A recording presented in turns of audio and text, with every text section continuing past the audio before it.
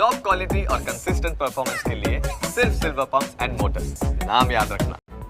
રાજકોટના ચોરડી ગામમાં હાઈવે ઉપર ઓવરબ્રિજ મંજૂર ન થતા સામૂહિક રાજીનામાની ચીમકી ઉચ્ચારવામાં આવી। ગ્રામ પંચાયતના સરપંચ અને સદસ્યોએ સામૂહિક રાજીનામું આપતો પત્ર ટીડીઓને લખ્યો હતો। ગામના સરપંચે કહ્યું કે ગોંડલ જેતપુર નેશનલ હાઈવે પાસે જાનહાનિ રોકવા માટે ઓવરબ્રિજ બનાવવા અનેક રજૂઆતો કરી છે, છતાં આજ દિન સુધી કોઈ નિરાકરણ નથી આવ્યું।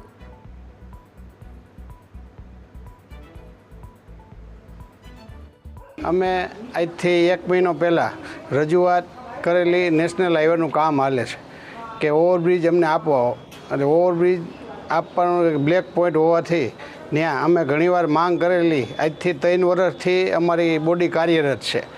પછી બોડી વારંવાર જ્યારે આને આગલે પહેલાં સાંસદ હતા તેને રજૂઆત કરેલી, હાલના ધારાસભ્યને રજૂઆત કરેલી, પછી તમામ આને નેશનલ હાઈવે ઓથોરિટીને અમે જાણ કરેલી।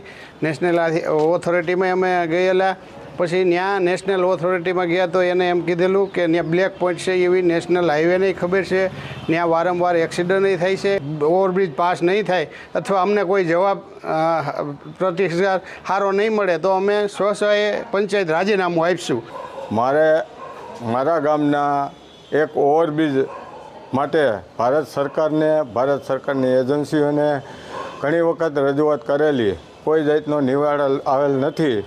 માટે એ સરકારને, મુખ્યમંત્રીને બધાને આજે મહિનાથી પહેલાં જાણ કરેલી, છતાં કોઈ જાતનો એનો નિવારણ ન આવવાથી અમે આજની અમારી બોડીએ સામૂહિક રાજીનામા આપવા તાલુકા પંચાયતને